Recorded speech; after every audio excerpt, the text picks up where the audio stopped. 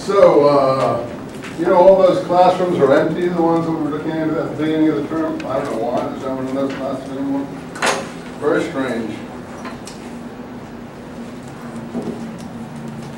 So, last time we were talking about this sort of history, if you like, of Dead Sea Scroll studies and the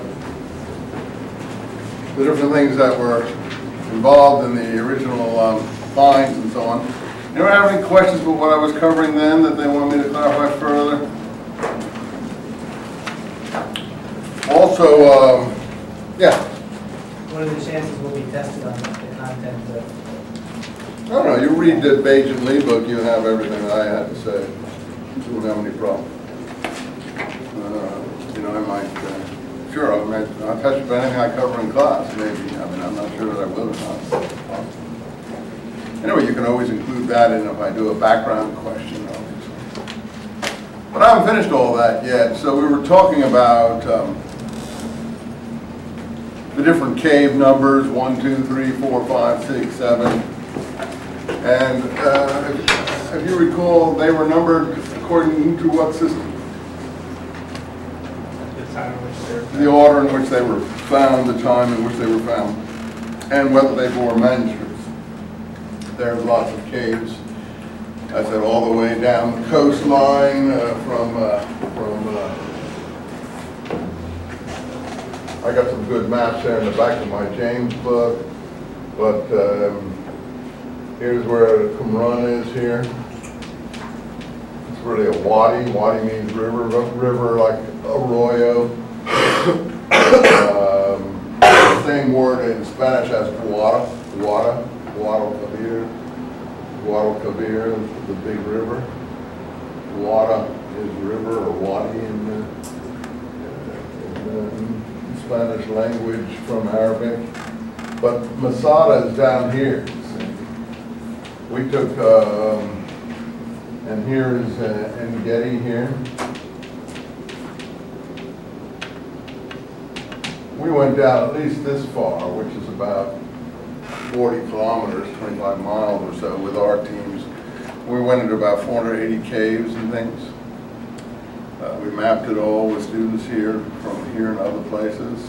It's all described in the Page and Lee book, the Dead Sea Scrolls Deception to some extent, but some pictures from that expedition too. We did it in 3 succeeding years. For all the controversy. If I hadn't gone on those expeditions, all the controversy wouldn't have broken out, because since I was on those expeditions and I got an intimate knowledge of what was going on, I maybe, if I can be crude, put my attention, my nose, if you like, where it shouldn't be put. And in other words, I stuck myself in the middle of some of the controversies. And that brought, as usual, if you do that, you have ire often is brought down upon you. So any of the comments you ever, if you look me up on the internet, you see people saying this, that, or the other thing, as I told you last time, it's mostly as a result of having interfered in some way. But I was there and I found that we weren't being treated the way I thought foreign groups should be treated, and there were monopolies going on and things, and I felt that if one could do anything to break these monopolies, one could also get a freer interpretation of what the scrolls were about. As I said in the introduction to this book here, which I gave you as a, I didn't assign it as a required book, but a recommended book. These are some of the pictures from our expedition here. That's Masada, the Herodian fort on Masada. In color, it's really beautiful. It's all purple haze here and yellow. And that's a step palace that the Herodians built there. Here's some of the scrolls that are pretty important ones.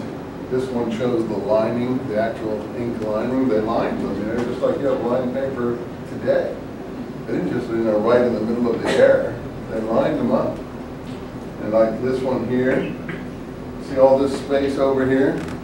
Well, that means you can tell it's the last column, because they're on columns, so there's nothing, you know, they go from this way, they go from right to left. And how you're looking, so that turns out these two are the same, but they're just multiple copies of the same document. So these are the things that were not published that we broke the monopoly concerning. And these are on papyrus here, for instance, not on parchment. Most of these, here you see the stitching where the skins are stitched together.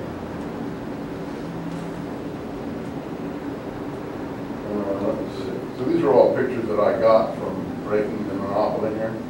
That's a good picture of K4 there. This is for sale in Barnes & Noble too. They ripped this one off as well. I'm going to write this letter pretty soon. This is a better view of the wadi here. Looking down, that's where the K4 was, in those things. And that's what we went back this past winter to try to go into some of those other ones that we had a radar reading 10 years before, that there was an empty area. So we said the best way, this is K4, after it's been cleaned out. It's in one of those marls there, we call those marls. And that's K4 after it was cleaned out. And these are actually shelf holes for pieces of wood to hold the shelves for.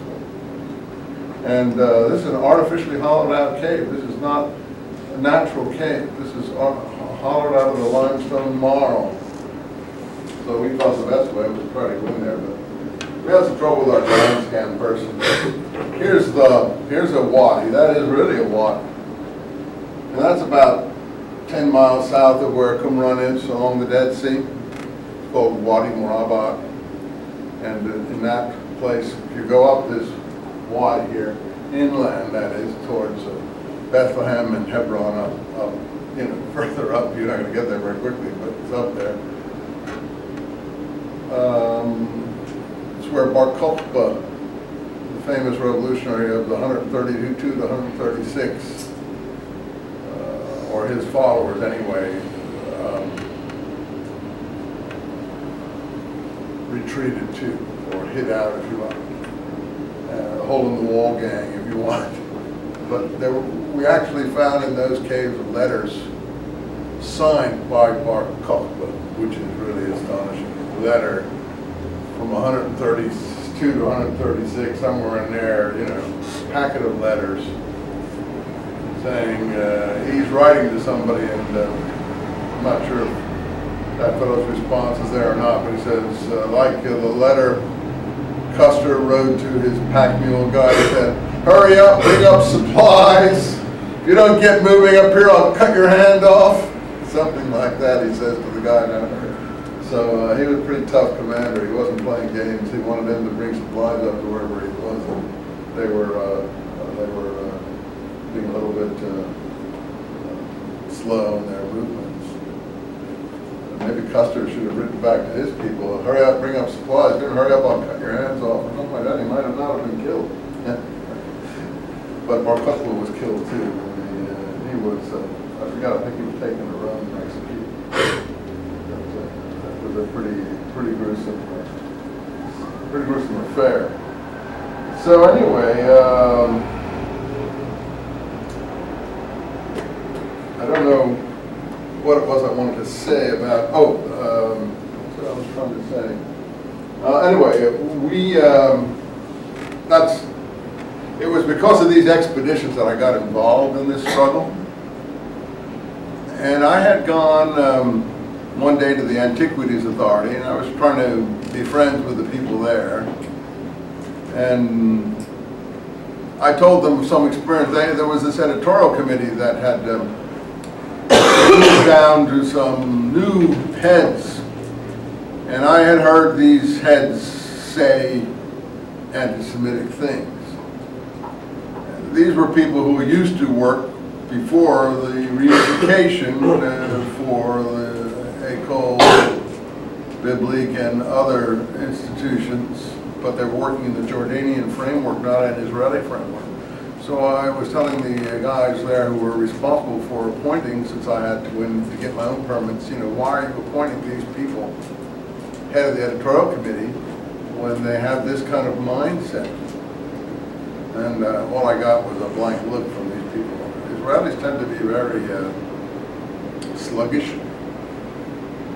People think that they're brilliant, but they're no more brilliant than anyone else. In fact, they're very stubborn, and it's hard to communicate anything original from your end that they're going to pay attention to. I don't know what you would call that characteristic. But I tried to point that out to them, and they just got angry at me, not the situation, because it looked like I was questioning their judgment. So I was the one who came in for their ire, not the people involved. Ultimately, the New York Times and other newspapers got a hold of this information not through me, but through some other people who obviously had come upon it. And there was a huge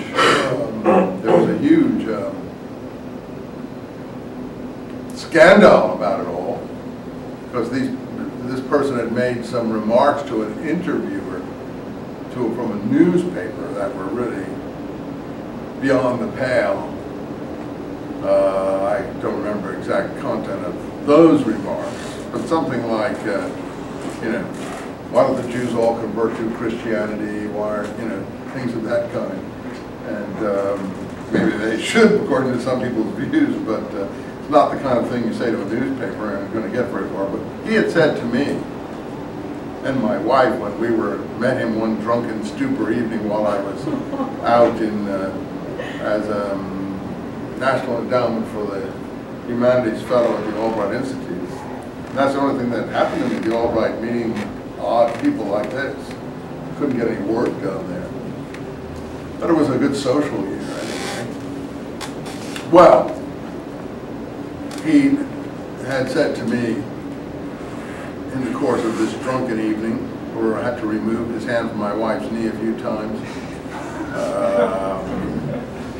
he has since written in a book that I was trying to sell my wife to. No. This is the head of the editorial. So absurd. And I picked the guy out of the bushes with spittle all over him. The scrollery was full of beer bottles and everything else from all reports. These people had control of the documents for 30 or 40 years. It's really an absurd situation. Anyway, this is in one book, the Hidden Scrolls, he makes that claim to the writer. That's just to get back at me, because he knows that he probably didn't remember what he did, but he was out in the Albright Gardens with me, and we were drinking because it was interesting to me to hear what he had to say about things, and you couldn't get any conversation if you weren't drinking with these people. And so one thing led to another, and for some reason we had a bet on something. I went down and found some information in the Albright Library, and he was wrong about that. And then he wanted to sort of get back at me for that or whatever. So finally he said, will you drink to anyone that I would propose? Will you toast? So it was such an original question. I said, oh yeah, sure.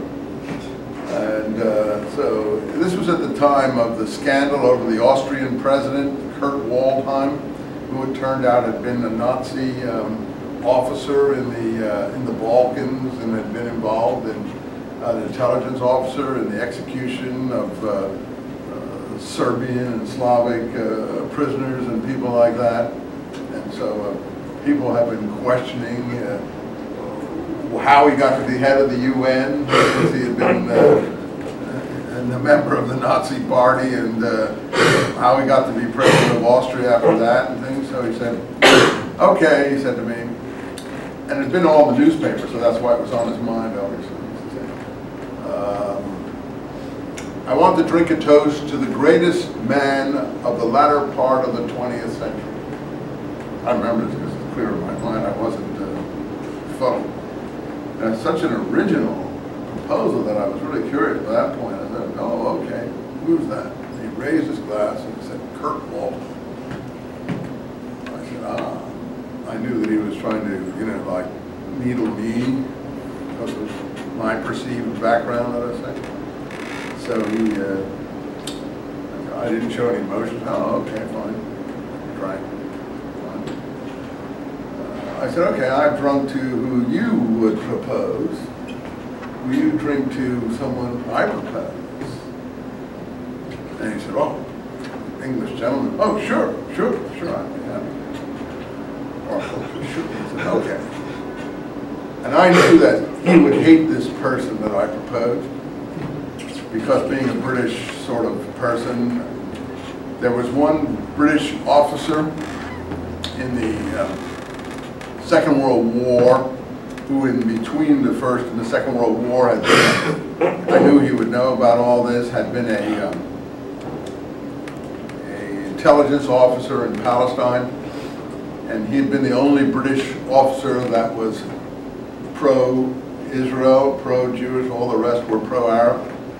And he later went on to be a very famous military commander, the head of, he restored Haile Selassie to the throne in Ethiopia. He was a guerrilla fighter, and but he was very anti-establishment, and all the British establishment hated him because of his pro-Jewish sentiments.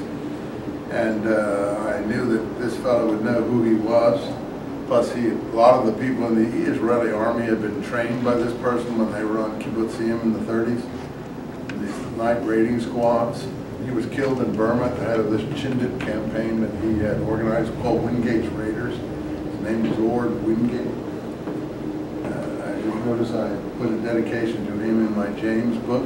For those people who would know who Ord Wingate was, they may know why I put it there, but others would know what it all meant. But he would know. So I said, okay, I want to drink to Ord Wingate. And he looked at me with such anger and ferocity. And he slammed down his glass and he said, no, I won't drink to that traitor. And so I said to myself, you call him a traitor? I said, I'll get you if it's the last thing I do. You know, you're not going to call someone who's a 10 times better man than you a traitor and drink to a Nazi. So that's how I got involved in freeing the scrolls. And you may believe the story or not, but it's dead true. And that's what Bajan Lee tells the story a bit, but the guy in the Hidden Scrolls tells it more. In fact, the guy in the Hidden Scrolls tells it more accurately than Bajan. He also gives his response, which is a pretty scurrilous response. He kept saying, why don't you go to bed? Why don't you go to bed? Your wife and I can watch the sun rise over Moab. This was when things were peaceful in those days. He kept on, then he said, I can remember this pretty well. He kept saying, what are you married to this guy for? Why is an English girl like you married to someone like that? So all these funny things that happen in the scroll. Anyway, this was the head of the scroll committee editorial board that the Israelis had appointed. So you can imagine, the position I felt in. It's a good story, don't you think? Yes. It's probably one of the best stories that I have to recount, actually. That's why I told it to you, because I thought you'd enjoy the entertainment. So anyway, when the opportunity came to me to be able to get a hold of the pictures, I didn't hesitate to get them and also to make arrangements to get them published. But when the committee heard that I had the pictures, because some people, I wouldn't say betrayed us, there was a betrayal involved. Brill, the publishing company in Holland, who Professor Robinson and Claremont and I had both published with, had agreed to publish them, but then they got frightened at a conference because they saw a lot of emotion, and so they consulted the Israelis and the other scholars who were the establishment scholars, And so by doing that, they showed that we had the pictures, so everyone knew that the game was over with. So there was such emotion involved that Brill canceled the publication with Robinson and me 10 days or 2 weeks before the scheduled publication, and then proceeded to make a contract with the official committee, who of course by that time was ready to make a contract because they knew the pictures were out, but they hadn't been willing to do it before. So we were thrown in the hands, that's all told in the Bageley Hidden Scrolls, we were thrown into the hands of Herschel Shanks of the Biblical Archaeology Review, who I've told you something about, because we were desperate to get the pictures out. And at that point, the Huntington Library got wind of it, and they discovered, they didn't know, that they had a set of photographs there too. Since they all knew that we were running to try to get this done, they figured they'd beat us all to it. I was their consultant to some extent. They came and asked me what I thought, because they knew I'd had this trouble with the publication. When I heard of what they were going to do, my heart sank, because you know, I knew all this trouble that we had had. And this was in April that we had our publication was supposed to come out, and you know, they didn't open their things until September. They got all the credit for everything, but they already knew that we had the picture. In any case, I knew what that all meant, that they were going to become superstars and we were going to become nobodies, which is fair enough. And they asked me what I thought. I said, you know, you should go ahead and do it. I'm not making myself a hero. But they said, well, who will we have trouble with? I said, oh, well, you won't have trouble with the committee because they don't come out of hiding. They don't make public things. They do everything behind the scenes. The Israelis will make trouble for you. And that's exactly what happened. The Israelis threatened them and everything like this. And they never did let anyone in to see their pictures till long after, you know, the Israelis published everything themselves. And the Israelis then organized an exhibit to go across the country of all the pictures, all because of what we did. They wouldn't have done anything, nothing. You know, there were exhibits at the Metropolitan Museum, at the San Francisco Museum, Chicago. They took them all around the country. They made a catalog and everything. All of that was because of what we did here. But they weren't going to do anything. So anyway, that's the hidden story of the scrolls if you're interested. And the involvement of Cal State Long Beach if you're interested, which is a rare thing. I never got any honor from this university from it either. You know, all I did was get, you know, griping and, you know, moaning about this, that, or something else. You know, there's lemmings everywhere in the world, and the lemmings all follow the big names. That's how things go. But anyway, I got enough honor and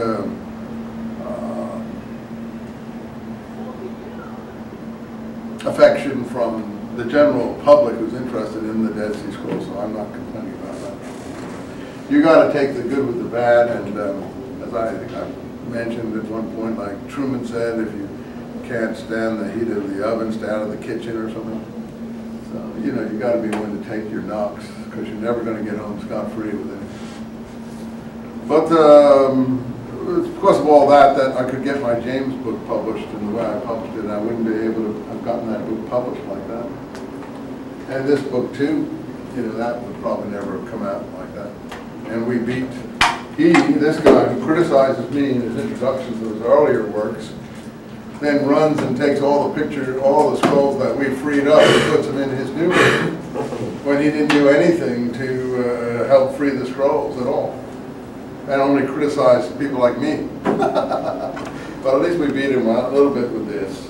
And that was because I knew that publishing the thing first made you the expert on the thing, even if you weren't the expert. Getting out there ahead is, and so for one time we had a chance to get out there a little ahead of the others, which we then could give our spin, our interpretation of the text, because what these people do when they publish is give their interpretation in little footnotes and things, or little introductions and things. So, you know, it isn't just a publication, it's also, as Bill O'Reilly would say, a spin.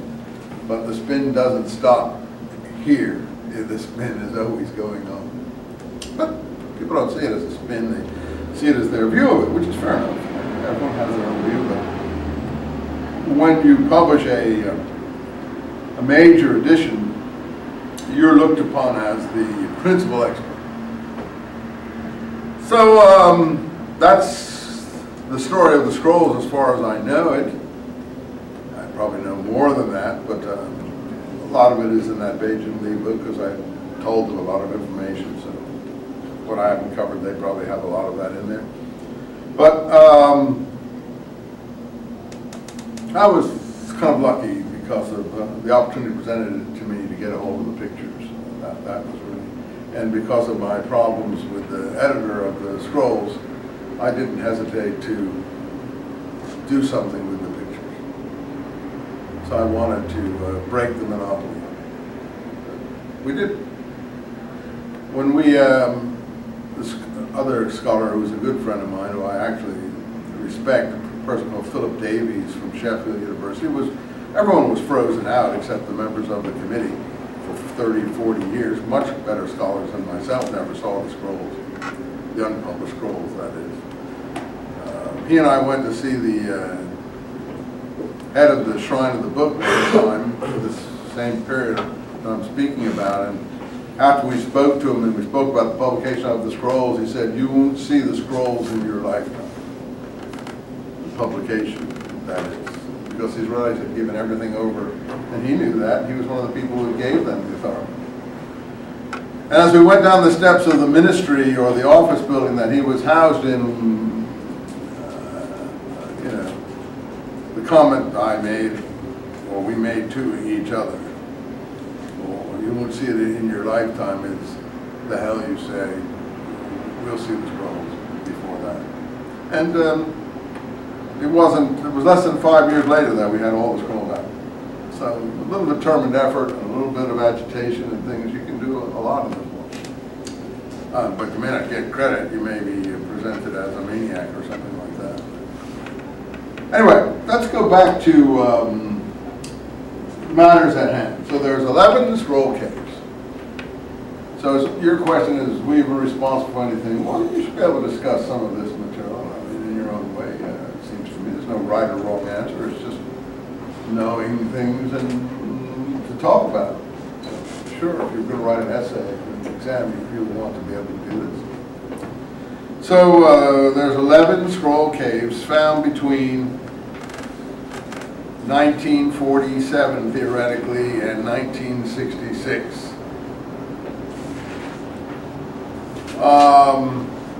I told you one of the people, Dennis Walker, who was when I finally was going to go back to Israel with more expeditions 2 or 3 years ago. Christine knows about this because she was up at the paper when we made these discoveries. She works for the LA Times, Christine knows what I told you. And Dennis Walker was one of the people who represented me because I was still not going out there because I was still worried about the Israeli authorities. They wanted to know where I got the pictures from, and they wanted to know who had given me the pictures because they wanted to prosecute these people. And I knew they would maybe try to cause trouble, maybe they wouldn't, but I promised my wife, who's a very good person, but her nerves are not as strong as some of the rest of us. Can't take the tension and the worry and stuff like that. She was very worried about the lawsuits and things.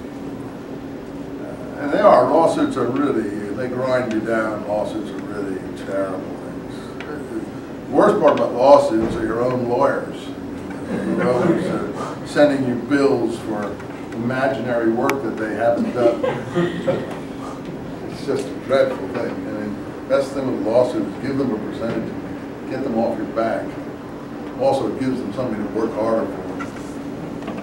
But to defend yourself, there's no percentage you can give a lawyer, so you're dead in the water. You have to keep on paying. Don't get into a lawsuit if you can at all avoid it, because it's a grinding, horrific thing.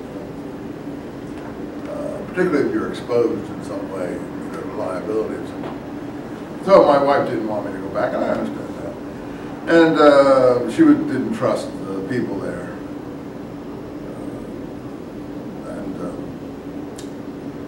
I mean, I don't have any pity for Yasser Arafat, but I once said, well, yeah, I could be like a Yasser Arafat. I have to be careful, you know, be put away in a room someplace till I spilled the secrets of where we got everything. They tried to get the lawyer I sent over there, tried to make him do that. They threatened him, not letting him leave and stuff like that. I don't know why they were so vindictive about it. In any event, because everyone benefited. They benefited, the scroll committee benefited, all the research benefited, and everyone got interested in the scrolls, sort of like the Shroud of Turin or the Da Vinci Code. You know, for a time the scrolls were like everybody's, you know, curiosity was aroused. Certainly. So everyone got publications and exposure and television programs and all kinds of stuff. So no one had any complaints really. But anyway, some people thought that they did. So Dennis Walker went back, and you know, he was one of the students who had worked for me in these classes earlier. He first came in the early expeditions with me. There's a picture of him in one of those pictures here on the side of one of the cliffs holding one of the ropes. And he was just out of these classes, and he was a very good student. He, as I said, he drives a FedEx truck up in LA now. But he pointed out to me, because he did some work on the surveys that Father DeVoe did. And the person I told you who was in charge of everything under the Jordanians was this Father DeVoe, who was the head of the Dominican order, and the Aprocrypha League, I explained that to you last time. And he was in Jerusalem in the east side, and you couldn't really go between Jerusalem and East Jerusalem and West Jerusalem. It was a no man's land in between, you know, barbed wire, and only the UN went back and forth. You know, it was a ceasefire lines. And so, if you, for instance, if you were on this side of Jerusalem here's Jerusalem, like that, you know, this was Jordan. And so you have to go to Amman, for instance, to leave. You know, to fly out of the place if you're in East Jerusalem. They just didn't communicate at all. So the Ecole was on the east side, and so they were left in control of things. And Father DeVoe was the person who was the head of the Ecole, head of the Dominican order in Palestine, on very high Vatican committees, head of the French school. The Bajan Lee people, whether it's true or not, say that he had been in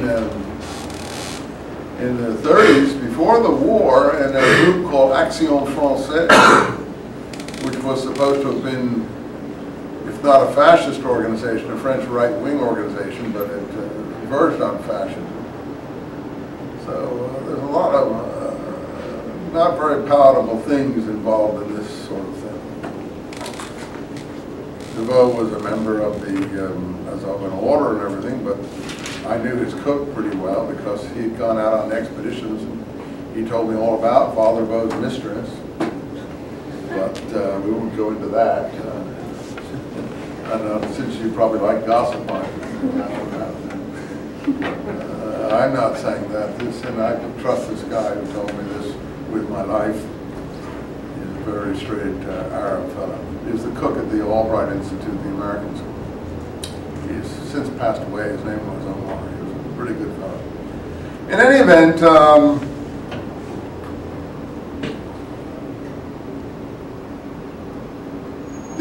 the situation was that they were on the spot and they could control everything that came in, and they had absolute control. So that was the point I made, that control of the manuscripts meant control of the field. They brought in who they wanted and so on. And all that is described in both the Bajan Lee, Dead Sea Scroll Deception, and the Hidden Scrolls book. Most books describe that situation. This is something of what I was aware of, and that's why, for me, breaking the monopoly meant, you know, letting different points of view come into play. They wouldn't let anyone edit the scrolls, write about the scrolls, get good reviews, publish anything, be head of journals who didn't agree with their theory. And their theory was that these were Essenes, but these were peaceful Essenes. And you can't read these documents and think that these people are peaceful.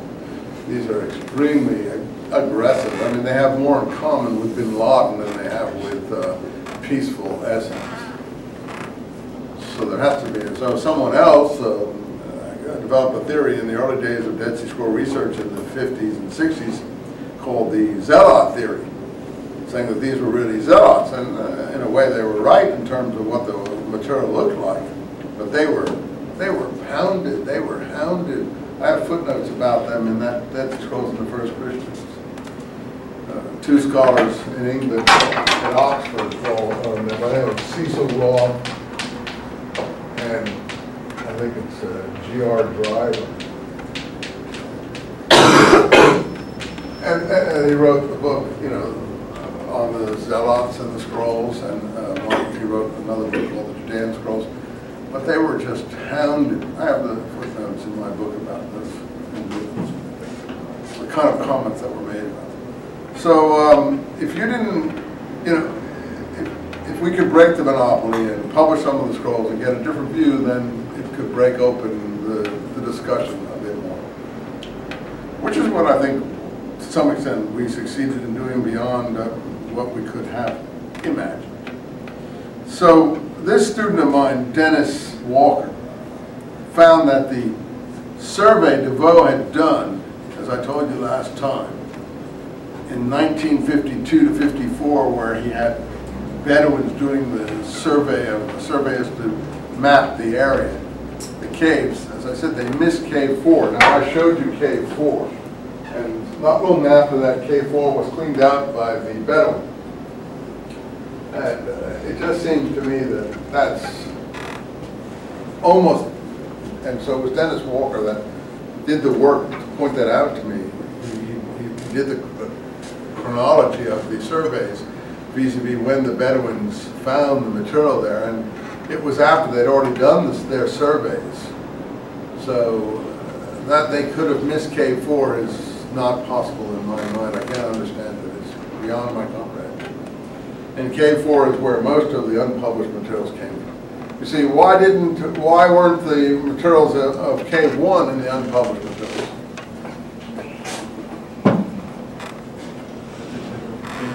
They were already published because they came in early. The Israelis got their share, and then the guy from Hoboken, the Syriac Christian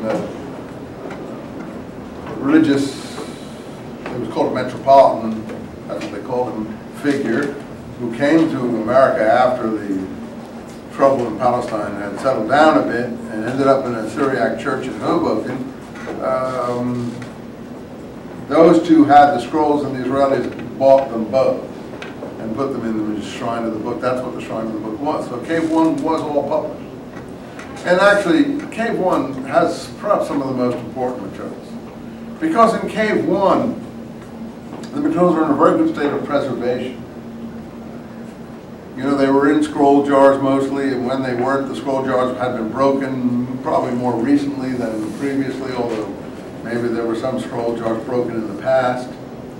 But some were in the scroll jars, and they were in a very good state of preservation. So we still use the principal documents from Cave 1 today. And what I'm doing here, I don't do much of the fragments because there's no point, you know, it's specialized to get a little fragment and go into it. And I wrote the description of the fragments in the Dead Sea Scrolls. I've uncovered everything I have to say about them is in there. Those are very good little synopses, even though I did it. I wrote that book in 2 months. I wish I could write my other books that fast. I just wrote it off the top of my head, the commentaries, and they're really good. I read them today. The community rule, that was in the Cave 1. The war scroll, the war of the sons of light against the sons of darkness, that was in Cave 1.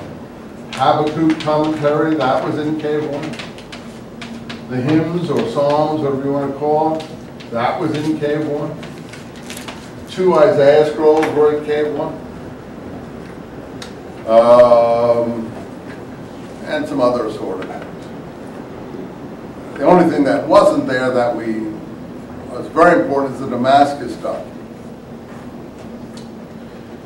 Different people give these different rules. In fact, I think I'm one of the first persons who started calling it the Damascus Document, because some people called it the Damascus Rule. Originally, Vermeer in his early work called it the Damascus Rule.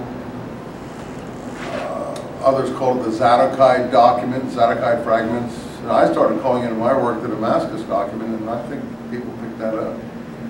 Maybe they were going with that before, but I like the word document, I like the word Damascus. So I just started calling it that in my Maccabees book, and I see just about everyone calls it that now. So in any case, the Damascus Document was not in Cave 1. Fragments of it were in Cave 4. But it had been found previously in Cairo, in a Jewish synagogue in Cairo, which is a place of depository of old texts. Synagogues back in the Middle Ages and before had a repository where they threw old things, particularly if they had the name of God on them, because they felt you had to bury those things. You couldn't destroy the name of God. You know, a bit superstitious or whatever you want to call it, but so they always had a geniza, a depository for old prayer books, manuscripts. Well, this geniza was found by, when the British took over Cairo in the 1880s and 90s, after the Suez Canal affair, when the British got a hold of the whole area after the French sold the Suez Canal in the 1860s and 70s. This discovery was made in this Jewish synagogue that had been actually apparently previously, I don't know if it still was, a Karaite synagogue. The Karaites are a group of Jews, not very many left, who are against Orthodox Judaism. They considered sectarian Jews, but they mainly don't like the rabbinic approach to things. And though they now have their own rabbis, but they don't like the rabbinic approach. They particularly don't approve of the rabbinic literature, the Talmud and all that material. It's a little bit like Islam has conflicts like this. In Islam, different legal schools, schools that don't accept the hadith of the prophet, stuff like that. Hadith are sayings about the prophet. Studying Islam is a very good, more recent, that's how I learned my skills, by studying Islam, because it's not like Christianity or Judaism. You can study it without being involved, let us say, and you can see how it developed. And Christianity and Judaism are not unsimilar in their development. Just that Islam more or less develops within the light of written history, so it's easy to follow it. In any event, these Karaites, they're old documents of theirs that do remark that scrolls were found in the 800s, that strange documents came into the Jerusalem area in the 800s, and another Christian prelate of some kind, I forget his name, it's in all the books, wrote a letter to someone talking about the sudden strange appearance of documents from caves. And Jerome, the Christian scholar, mentioned such things too, earlier than that, in the 400s. So, whether there were other caves that were in jars or not, I don't know. But I think, actually, they'd been in Cave 1 before. And some of those jars had been broken probably early on and manuscript taken out a good deal earlier. And I think that's how this Damascus document got to Cairo, in the synagogue repository from the Middle Ages. So in this geniza were two versions of the Damascus document.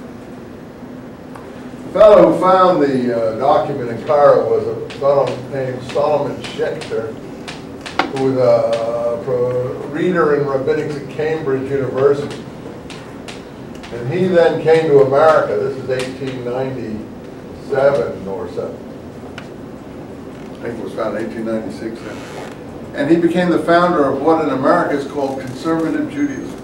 He became the head of conservative Judaism. This once discovery, the geniza, made him so famous that he could leave Cambridge and come to America and become the founder or the head of conservative Judaism that didn't even exist before. There are three kinds of Judaism in America. Maybe some offshoots, but Reform, Conservative, and Orthodox. And he became the head of that just on the basis of these finds, particularly the Damascus document. everyone knew at the time it was very important to find. And lo and behold, it had never been seen before, but in the Dead Sea Scrolls, fragments turned up. Now that's what upset me and a lot of us.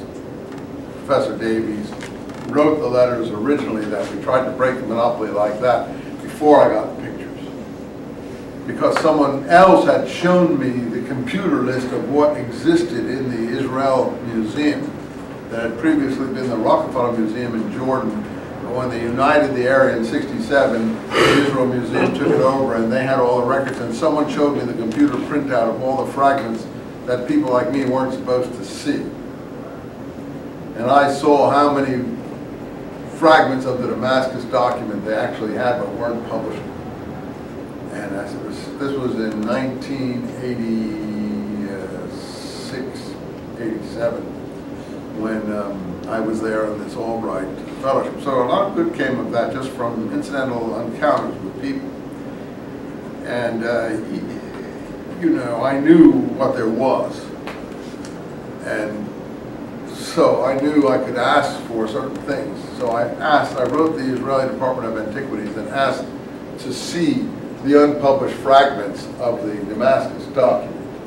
And I put there, because a lawyer in Israel had said, you know, if you are unjustly denied something by the government ministries, you can go to the High Court of Justice in Israel and make a case that you've been unduly denied something. But the lawyer said you need a paper trail of refusals. So we asked to see the unpublished fragments of the Damascus Document. And that's in the page of the book, that's in the Hidden Scrolls book. I think the author is, what's his name? Noel Asher, Friedman, I think his name. I can't remember. But we asked to see the unpublished fragments of the Damascus Document, and we had the actual photograph numbers because I'd written them down from this computer printout. I knew exactly what the numbers were. Why did we want to see them? Because we wanted to see if the Cairo version agreed with the Dead Sea Scrolls version. That was really important to know how accurate. The Cairo version is a medieval copy of some documents.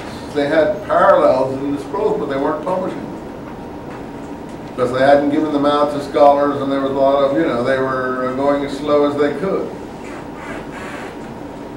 So that was a legitimate concern. They weren't interested. Who knows why they weren't interested? I mean, it's very interesting to know, is the Cairo document accurate? As it turns out, it's very accurate. And there's more than it has. In fact, there are other materials, and as I showed you, those materials that were the last columns of something, they're the last columns of the Damascus Document. So there was additional material that wasn't in the Cairo versions that were found in the Geniza. So that was really important material. And of course, they turned us down. And that's when we started all this campaign to free the scrolls. But never mind. The point was that the Damascus Document was very important, and it wasn't found in Cave 1. But I think perhaps, whether it was in Cave 1 or some other cave, was it originally there? Yeah, I think so. And that's how this material got to Cairo. You follow me? Everyone follow me? Yeah? So these things got to Cairo. This is a repository in Cairo from 1200 period. But scrolls first appeared in the Jerusalem scene, we know from contemporary testimony, in 800. And Karaism, this form of Judaism, actually refers to things in the scrolls. They saw scroll documents. And that's what reinforced their antagonism to rabbinic Pharisee Judaism, the scrolls. And it's quite clear from their literature that they had seen material. There's some interesting, well, not a lot of books in English on this subject, but there's some interesting books on the subject about the Karaites, and that's why some scholars in America, when the scrolls were found, couldn't believe they were ancient documents. They thought they were Karaite documents. And for a long time, they wouldn't be convinced until carbon testing, which is not such a reliable tool, I don't think, anyway, but you know, was good enough to get a rough general date anyway. And so the people who thought these were Karaite documents had a reason for thinking that, because the Karaites have been talking about similar things. And the Karaites talked about the sons of Zadok, which is a very big part of the Damascus document, the sons of Zadok. We're going to read the Damascus document first, because the Damascus document is really the most important document, in my view. Well, there's several important documents, but the community rule, the Damascus document, and the Habakkuk commentary, which is why I translated all those three in the Dead Sea Scrolls and the First Christians, to give you a translation which is really, I think, accurate, not fake. And I gave you the Hebrew so that if you don't think I'm accurate, you can check me. Go look in a dictionary and see if I'm accurate. There's people who translate things, but they don't give you the Hebrew, so you can't tell if they're cutting corners or playing a little bit of a preconceived spin game with you. I'll give you something that they do for you. Works righteousness is an extremely important idea in early Christian thinking, usually associated with James. Paul is supposed to be the person who talks about salvation by faith. He's not interested in so much in works.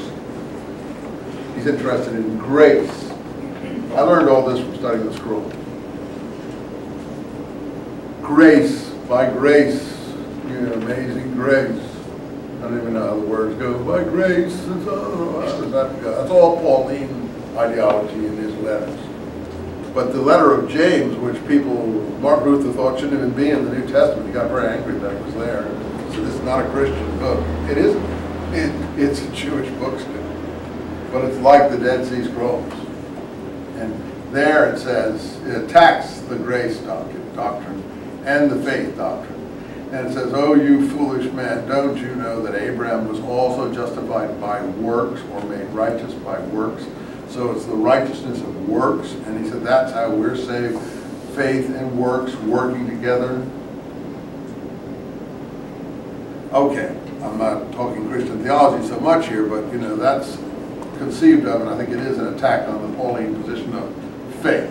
If you're only saved by faith, and I don't want to get into whether you believe these things or you don't, what you think it should be, well, then you can have people that get deathbed conversions like Constantine, or you can, just say you believe in Jesus Christ and that saves you, but it doesn't have to be confirmed by any righteous works. And you can beat Hitler and do it for that matter. I know it's an extreme example. I'm sure a lot of the Nazis believe in Jesus Christ, actually. That was good enough. If you believe, you're saved. Not in Palestine, that wouldn't go. In overseas Christianity, yes, but not Palestine, no. Works were generally considered to be of the Torah, of the law, of the Mosaic law, which is why Paul is so intent on attacking the Mosaic law in Galatians. He attacks it also in Romans, but more politely. In Galatians, he takes off the gloves. And he's really, I don't have time to read all that to you, he's tough. I would say nasty. That's not nice to say to believers, because believers think everyone's a saint and that everyone agrees with each other. But in fact, that isn't the way the things work if you look carefully at the materials. And I can read you the passages where he is quite nasty. And to me, these are not saints, these are people. And Paul he's no saint, that's all I can tell you.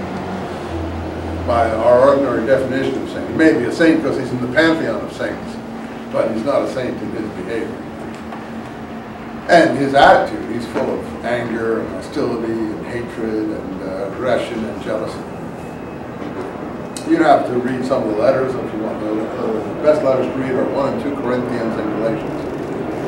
By the time you're finished with those 3 letters, you'll understand what I'm talking about. But most people who are believers don't take the time to read all those letters, because they're more interested in their faith and how they feel about it. And they're very good people. There's nothing wrong with them. They mean well. They're well-meaning. It isn't their fault that the person who proclaimed this has some defects that they're not aware of because they haven't been told about it. Why should anyone tell them about it? That would undermine the faith. So no one's going to tell people about these things unless you're a very curious person. So you say, I didn't hear that in my course. Of course not. Oh, someone's going to tell you. You have to read it yourself, and you have to be able to use your own mind. And then you say, oh, did he say that? Did he really say that? And then you kind of like do a double take. Okay, but the point is works, particularly works of the Torah, because it's so important in the Paul-James dispute, even in Christianity as we know it.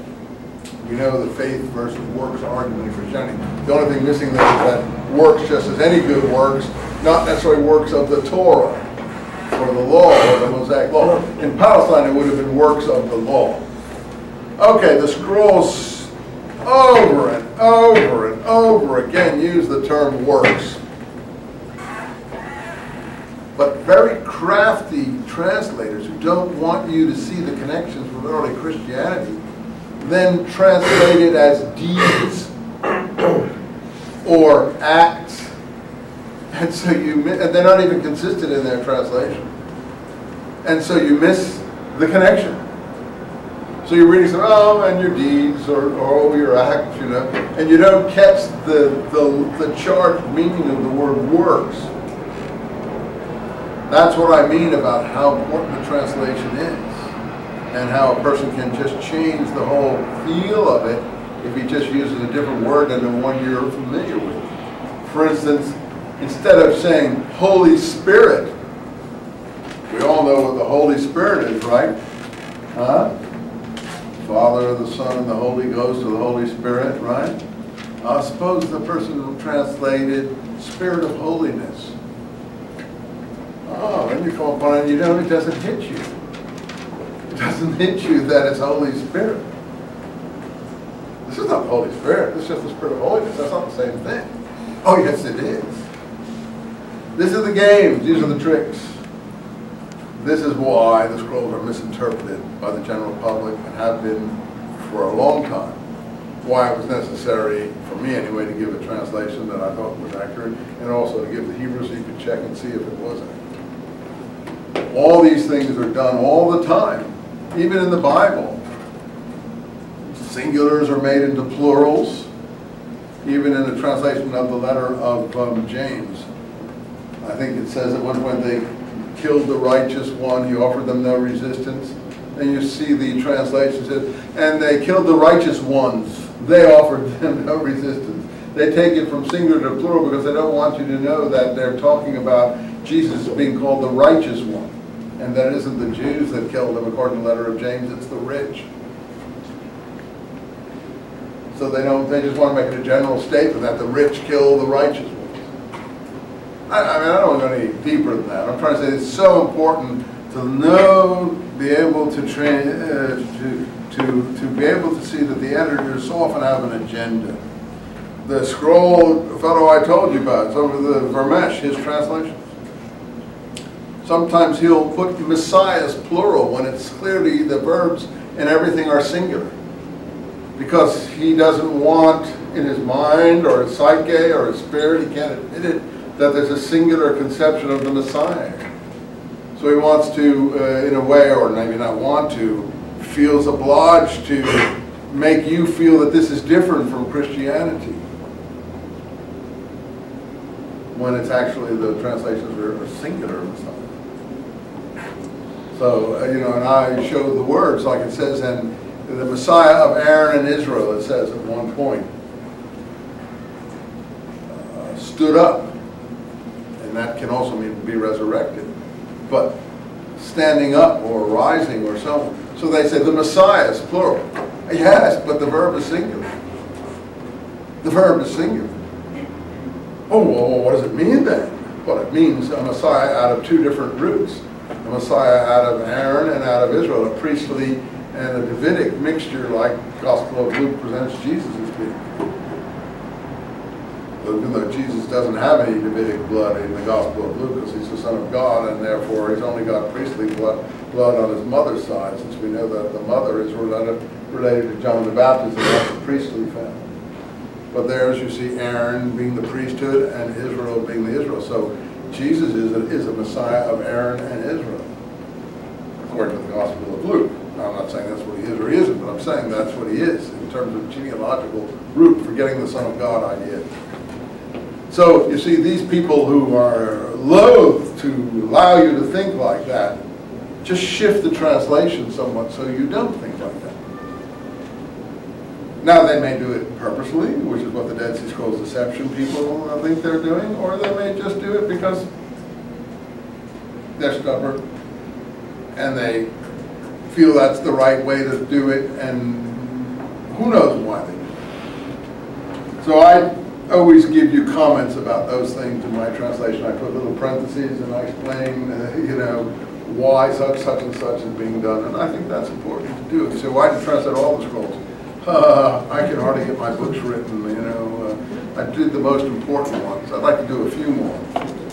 I'd like to do the war scroll, though it's not necessary to do. The translations are not quite adequate, but more or less adequate. Hymns, Thanksgiving hymns, are important to do. But there are not a lot of other complete documents that have to be done. The other fragments are okay. So what we're doing in this class then is most of the stuff that was found in Cave 1, and then the fragments of the Damascus document were found in Cave 4. But since we now know that the fragments match the Cairo version, we can use the Cairo version. The fact that there are two versions, then I put in my book both versions where they differ from each other. And there are significant differences. If you open up this book here, you'll see here that there are significant differences. So where there are significant differences, I give you manuscript A here and manuscript B here and here. And it's interesting. Oh, look what I found. Look what someone wanted the corrections. Oh my God, it's wiped out. I was going to bring it today and I forgot. Oh, look at it. That was the errata slip. I'll get one that isn't wiped away. Anyone have an errata slip in theirs? It was a little slip like this. Anyway, I will bring it. In any case, you see there's stuff missing here. And where this one quotes Amos and Numbers, including the star prophecy, which actually is paralleled in the stuff found in the Dead Sea Scrolls. This one speaks about a prophecy from Zechariah and a prophecy from Ezekiel. Then they all end up in the same place in the next couple. And then the first one only goes as far as this and stops. And then the second one adds all this stuff here, which is parallel. This is from the Cairo Geniza. So that's all very important stuff to know. And that's why we wanted to see the parallels. You understand why we wanted to see the parallels? I mean, and what? For 40 years they didn't show anyone these things? I mean, this is a shocking thing. In academic reading, there's no field like the Dead Sea Scrolls or religious studies. I mean, there's complete manipulation that goes on. Maybe not purposefully, as I say, because of these people who just feel they are obliged to. I don't know why people do that. Thomas Jefferson said he doesn't trust any priests. He knows the minute a priest says something, he's going to do the opposite, he said. I think he said in one of his letters. I don't know why priest classes, not just in one religion, any religion, the Persian religion, the Magi, Zoroastrianism, I'm sure the temple priesthood, they just feel the Egyptian priesthood, they just feel obliged to manipulate them. Probably to protect their position and what they represent. You know, it's an vested interest priests have in what they're circulating. I'm not talking about Christian, any priest from any religion. It doesn't matter what religion they're inside. I heard the Reverend Moon the other day. He's got people that have a vested interest in so. And I'm sure Buddhist priests do the same thing, and Hindu priests, and everyone else. Priests make a living off this matter, so they have to control it. So, before we take a break, let me just go through a few more things, and then we'll look at the Damascus Document after the break. Okay?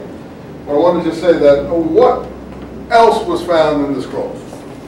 What I'm talking about at the moment are sectarian documents, documents peculiar to this group, or we also call them extra-biblical documents, documents not found in our Bible.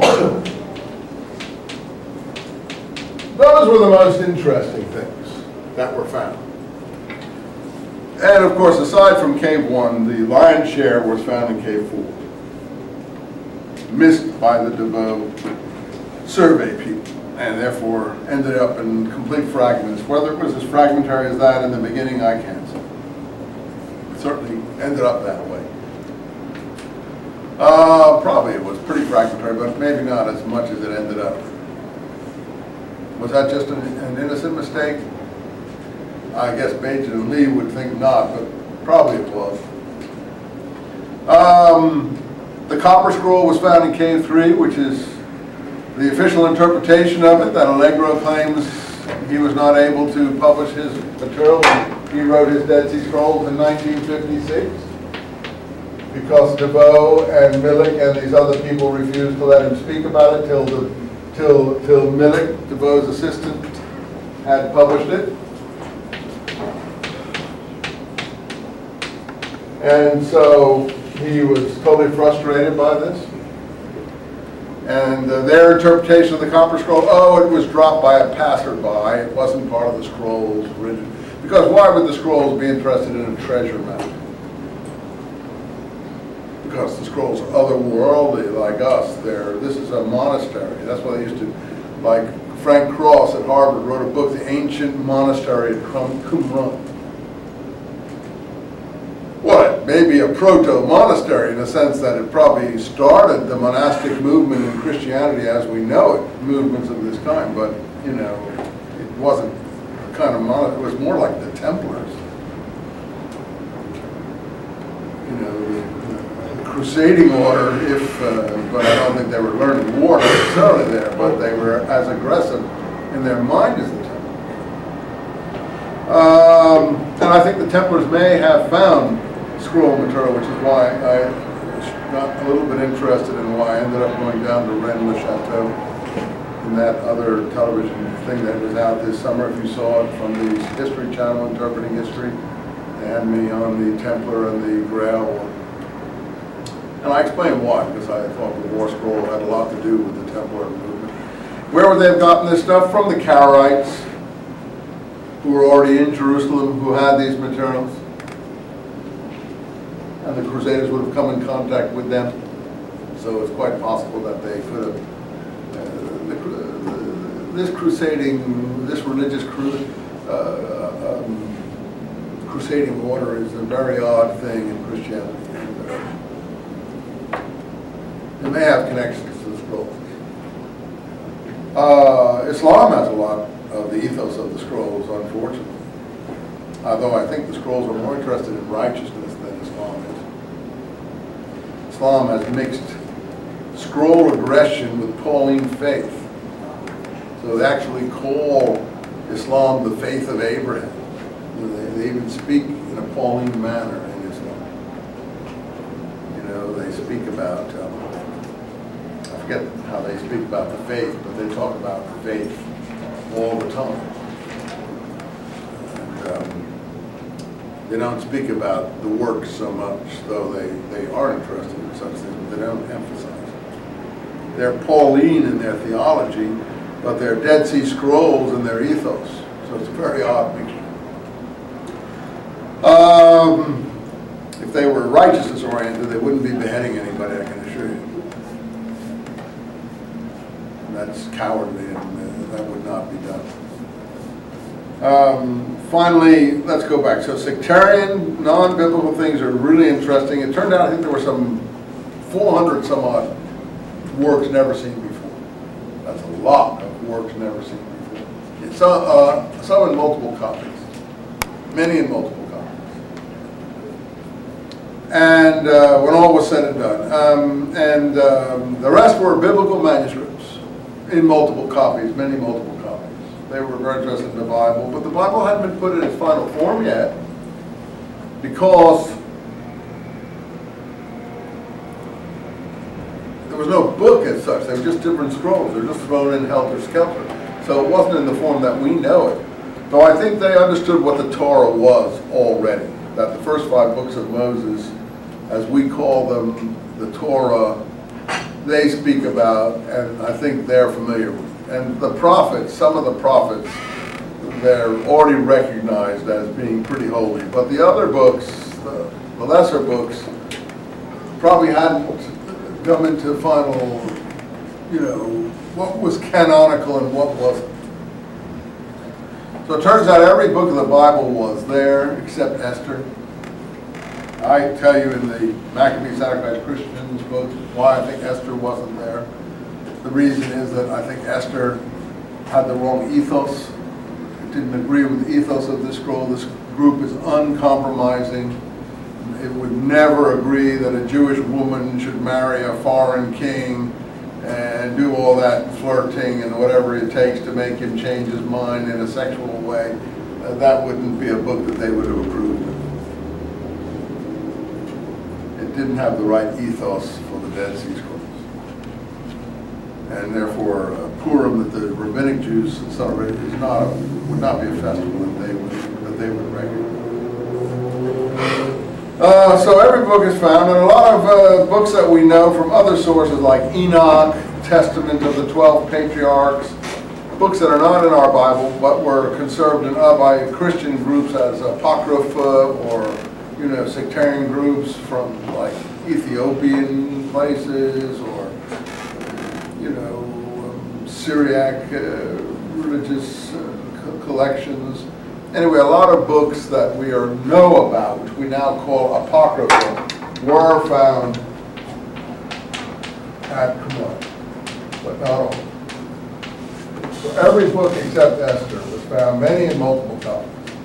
And that's basically what's found there. Any quick questions before we have a break? There's no New Testament writings in all. There are no New Testament writings, and I don't think there would be. And even though someone found a few Greek fragments there, which could have been left by a monk who was doing some work in one of the caves later on, even those I don't think they are anything to do with the New Testament. No one knows what those Greek fragments are that are there in one of the, and I forget which cave they were found in, but 7. Because the ethos is so different. I mean, the Gospel of Mark and so on, the ethos is like 180 degrees opposite. And all you just have to do is read the scrolls to realize that, the same as Esther, you wouldn't have had a Gospel of Mark there either. And I say, how do you know? Well, you'll see when we're done how one can know that. Because the scrolls, and that's, I think, what's wrong with another theory, that these are just an eclectic means no real order or anything. Norman Gold at Chicago, one of the people frozen out of this, whose student was Michael Weiss, who I worked with, much to my chagrin, to do this Dead Sea Scrolls Uncovered book, and I was very sad about having ultimately worked with him. He was Gold's student, and Gold was at Chicago, and he has this theory, and I was in that Interpreting History show this summer too, which I was on. I don't know why they had Gold on there, because Gold's theories are really very, very boring and childish and not very deep and superficial. This is a collection of manuscripts from the Jerusalem area that were put in the scrolls as a kind of Geniza, is what his idea is. Just a helter-skelter mix. Well, that's totally, that's completely unsupportable. Because anyone who reads the scrolls knows that the same characters are mentioned from scroll to scroll to scroll to scroll. The same ideas, there may be different authors, but the same ideas. The ideas of the sectarian texts are totally homogeneous. You'll never find a compromising one. you'll never find one that applies the messianic prophecy to Vespasian. You'll never find any document of that kind. You know, they're all totally uncompromising, all works-oriented, and very aggressive, extremely militant. And so they're not just an eclectic collection, they're the literature of a movement. Have a break.